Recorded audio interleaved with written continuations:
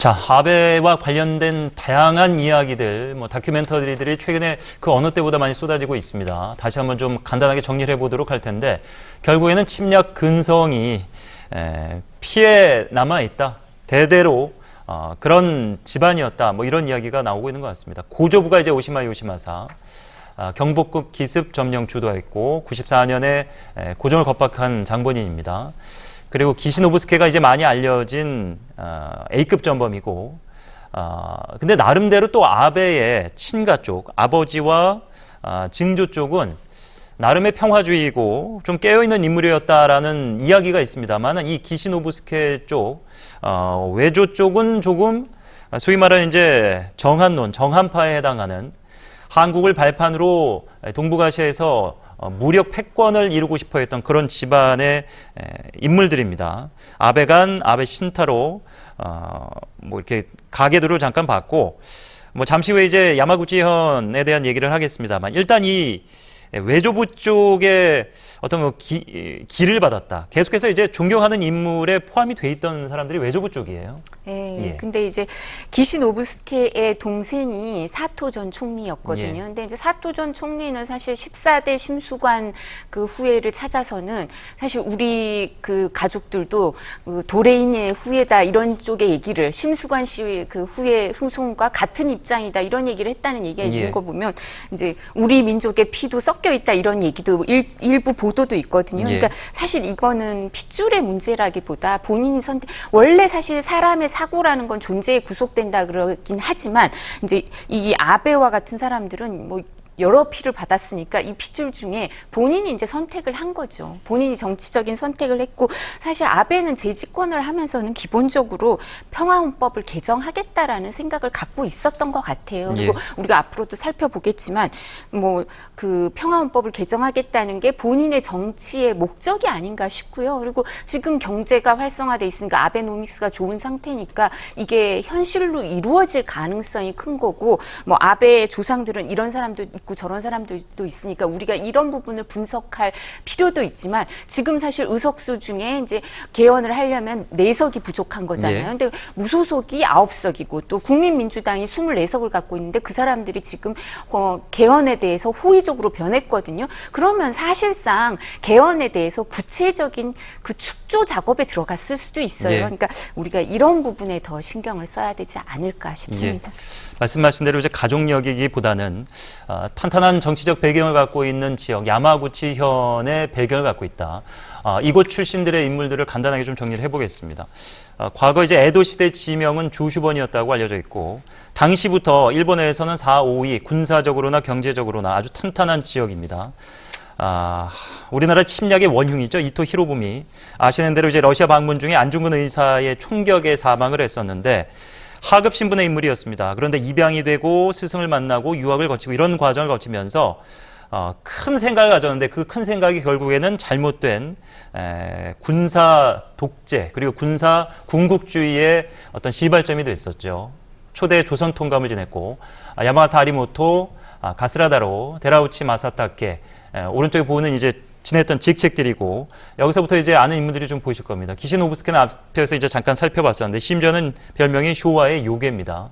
생김새가 크게 작용을 했겠습니다만, 사토 에이사코, 기시노부스케의 동생이고, 간나오토가 우리에게도 이제 이름이 좀 친숙하죠. 2010년, 11년 94대 일본 총리인데, 근데 이 인물 같은 경우에는 최근 들어서 특히나 이제 아베를 굉장히 비판하고 나섰습니다. 아베 정권 6년은 최악이다. 악몽을 꾸고 있는 것 같다. 그리고 현 일본의 정책과는 좀 반대되는 탈원전을 계속해서 주장하고 있는 그런 인물입니다. 간나오토.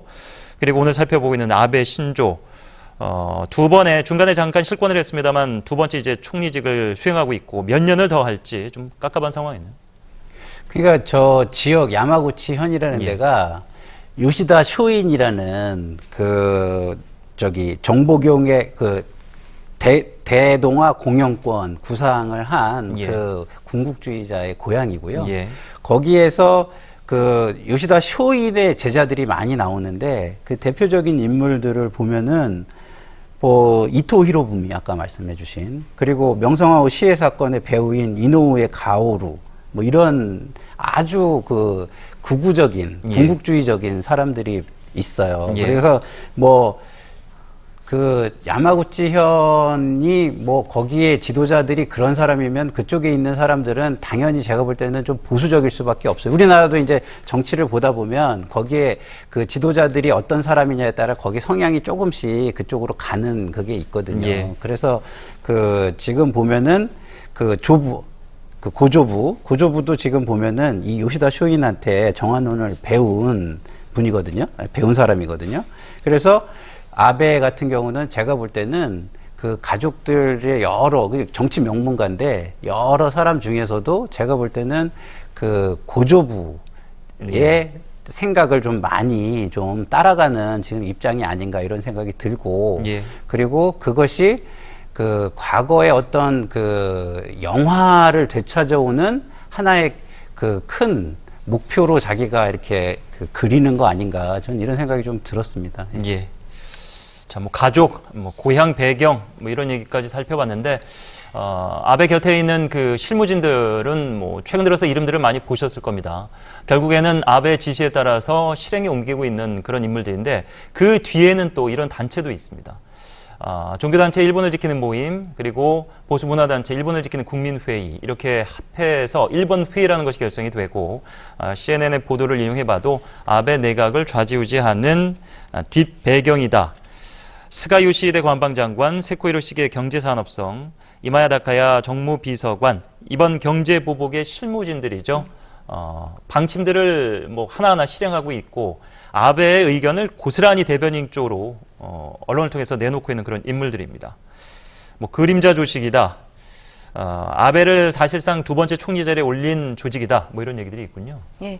근데 이제 그 일본판 비선 실세라 그러면서 일본 회의, 이제 극우적인 일본의 그 단체다. 예. 그리고 가장 많은 그 아베 내각뿐만 아니라 지금 일본 의회에서도 중요한 역할을 하는 사람들이 가장 많이 가입돼 있는 단체니까 예. 주목해야 된다. 이런 책들도 나온 것 같고 서적도 출판되고 이 일본 회의에 이제 그 중요도에 대해서 여러 가지 얘기가 나오고 있는 것 같은데요. CNN에서도 아베 내각을 뭐 좌지우지한다 이런 얘기가 있는데 저희가 이 부분은 좀 앞으로도 좀 살펴볼 필요가 있지 않을까 이런 생각이 드는 게 옛날에 그 조지 워싱턴 대통령이 프리메이슨이다 뭐 이런 예. 생각하고 비슷할 수도 있거든요. 그러니까 아베 그 내각이나 자민당의 거물들이 2013년 5월 기준으로 289명이 이 일본 회의에 그 일본 회의 국회의원 간담회에 가입해 있다 이렇게 네. 얘기를 하는데요.